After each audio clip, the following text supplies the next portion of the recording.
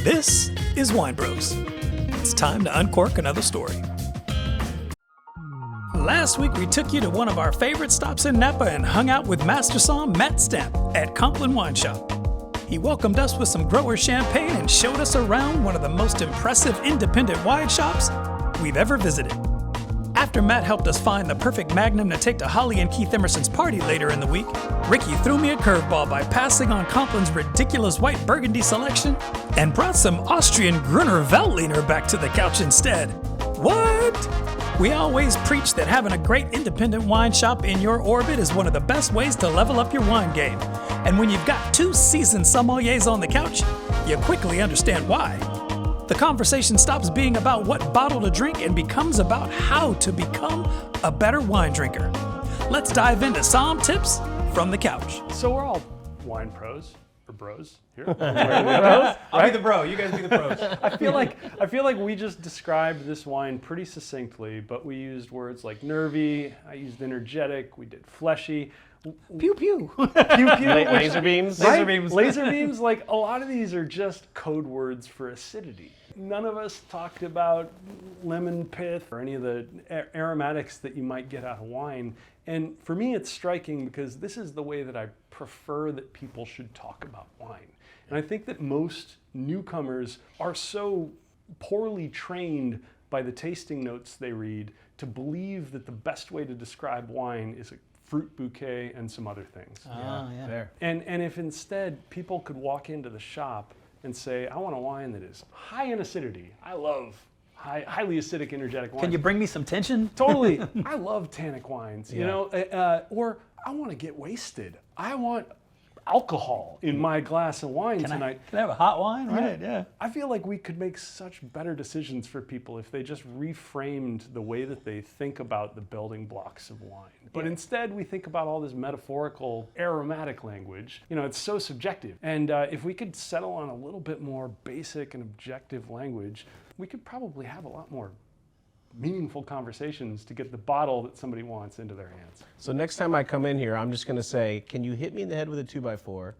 And I'm looking to lick some rocks. Yep. And I've got two very different styles of Chardonnay for you. See? He went back to white Burgundy. See it?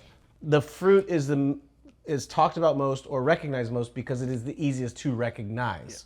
But yet, sugar, sweetness, dryness, acidity is actually what your tongue is recognizing first. Yeah, and it's the one thing that we can all agree on. You know, if a wine is razor sharp in acidity, once you learn how to recognize that, everybody can kind of agree on that. But those structural components of wine are really objective. And you brought up something else. That word dry is the largest problem we have in the wine lexicon, right? Nowadays, it means the absence of sugar.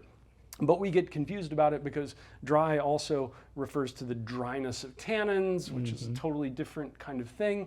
And ultimately, I think a lot of consumers, when they're just getting into wine, hear that word dry and connect it to quality. So literally everybody comes through my door and they're like, I just want a dry wine. And I'm like, that could mean so many different things. Yeah. And people's scale of interpretation of dry from 0 to 5 is very different. Totally. Depending on what they grew up on and maybe if they drink soda, or, you know, they've never really had dry.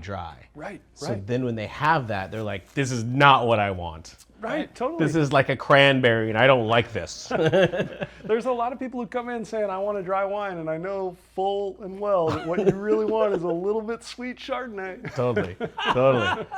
You don't want dry wine. But I think we should talk a little bit more about this is how do people buy? Why do people buy? And I think that some people just kind of buy by label or by price. To add to that, if you do have a price in mind, for God's sakes, be upfront about it. Yeah. You know, so many people will be so guarded, both on a restaurant floor and in a retail setting. They don't want to talk about what they want to spend, and so it becomes our job to interpret that. Just be upfront with it. Like, just put that out there. I got $90 to crush. What can I do? Yeah, totally. That makes so much of a difference, right? Like, I want to find, if you're on a budget, I want to find that wine for you. Right. If you come in and you want to splurge, I'm going to help you find that wine. But I think if people were just upfront about budget, that would be so helpful in general.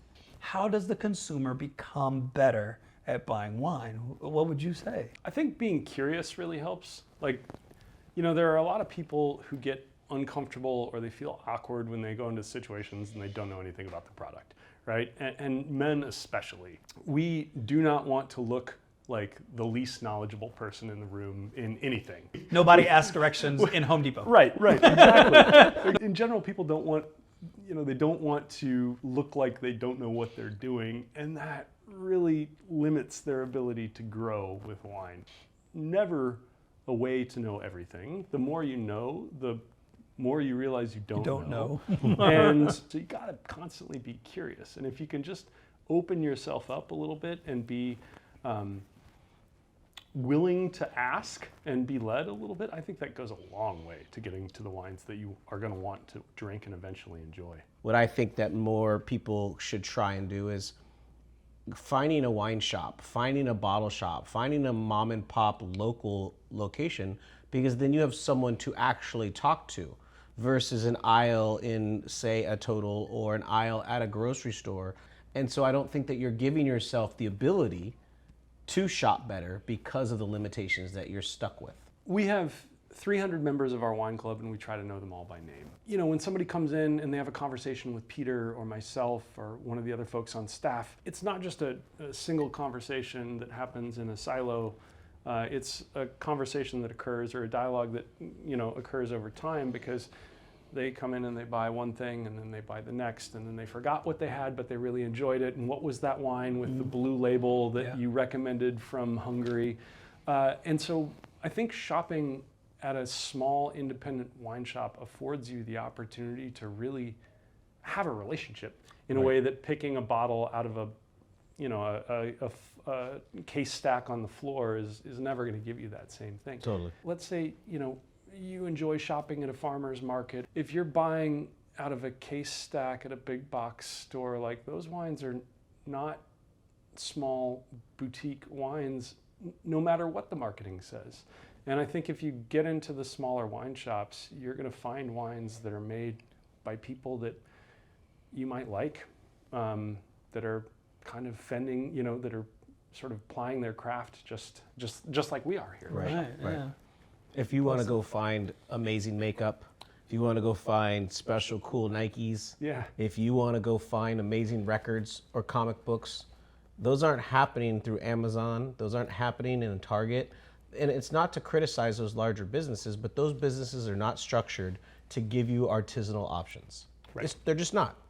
But if you put yourself in an environment where someone's there to help you through that, I think you can find a lot better selections. There are very few wine shop owners, independent wine shop owners out there, who are disinterested in finding the bottle for you. Yeah. Like, I want my customers to be happy. I want them to have great experiences at Compline Wine Shop. I want them to enjoy the bottles they give at gifts as gifts. I want those folks to enjoy the bottles. Well-run, small, independent wine shops, they just want people to find the wine for, that's going to make them happy at whatever price point that might be. That sounds like the absolute tool. That's the lever. That's a game changer. That label told me nothing about what's inside that particular bottle, but in a wine shop, not only can they come in and ask somebody, but what your suggestion is that the person behind that counter that owns it wants you to ask. Yeah, totally. It's funny. One of the most commonly asked for wines in my shop is California Pinot Grigio. Wow. Which Not much made. doesn't really exist. No. Right? My brain is going, wait, what? Pinot Gris, maybe. So we get a lot of tourists who come in, and all they've been drinking for their adult lives is Pinot Grigio at whatever restaurant they go to. But then they come here and they just assume that that's what's here for them, but that it would be made in California. And it's a great opportunity for us to say, oh, but here are these other light, bright, interesting, just crispy white wines that are made locally that you're going to love. Yeah. You can just increase exposure just incrementally. Oh, okay, there are other things out there for me. And I think once you start people on that path, my hope is that that sense of curiosity becomes self-perpetuating thing, you know? It helps them find what they want to drink. Yeah. What is your cross-sell for a Pinot Grigio person? But I've got a great little Sylvaner from Scribe that I'll sometimes sell. I've got a couple of Chenin Blancs. There's an Albarino from our good friend Steve Dissler that we might sell. Like, there are things in the neighborhood that will make that, you know, that'll scratch that itch. Right, right. I love it. Is that scratching your itch there, big fella? Listen, I chose it for a reason. But I hope you like it. I hope it's scratching your itch, because this is an oldie but a goodie. But listen, I think that Austria provides some of the best white wine in the world for a great value. Not always easy to pronounce, but just call Gruner Veltliner Gatorade. I call it And GV. everybody knows how to say Riesling. And if you got those two down, you're good to go. Right? Taylor, this is one that you really need to check out for yourself, sir. Oh, that a boy. Hit that. Can you reach it? Ah, there it is. Cheers, cheers. Two fun facts about Gruner Veltliner. One, it's the most planted white grape in Austria. It's planted basically nowhere else in the world, except there's a little bit in California, and our buddy Graham Tatomer makes it down in Santa Barbara, and occasionally I'll sell that to people who ask for California Pinot Grigio. Well played. Kick on Ranch, Gruner. Kick on. One of my favorites. One of my favorites. I love my man Graham. I love my man Graham. Yeah. Every holiday season, I got to take my whole wine fridge. All right, what am I pouring, right? And I pulled it out. I was like, I still have 2 bottles of Tatomer. And talk about white wines that age. Yeah. Great wines. Matt, thank you so much for your time. We love your store. Every time we're in Napa, we're going to be here. Thank you for hanging out with us. We've had a great time. Appreciate you. Cheers. Thank you. If it's okay, maybe we can hang out a little bit longer and drink the rest of this bottle. Ricky, we still got half a bottle of Gruner. See you, Scott. I can stay. Dang it. I'll go get the car. If there's one thing we hope you take away from our conversation on the couch, it's that becoming a better wine drinker isn't just about memorizing every producer, or even pretending you already have all the answers. It's about staying curious. So find an independent wine shop, introduce yourself, tell them what you've already enjoyed, what you haven't, and don't be afraid to ask questions. Your wine journey should be just that. It's yours, and it shouldn't be random. And as Matt showed us, sometimes the wine you thought you wanted, like that mythical California Pinot Grigio, yeah, y'all, that's not really a thing, isn't actually the wine you're looking for. Sometimes the best bottle is the one you never knew existed until someone put it in your life. Now, if you'll excuse us, we've got some Gruner to crush. Next time, we're back tasting those Pilcrow wines with Jonah and Sarah beer.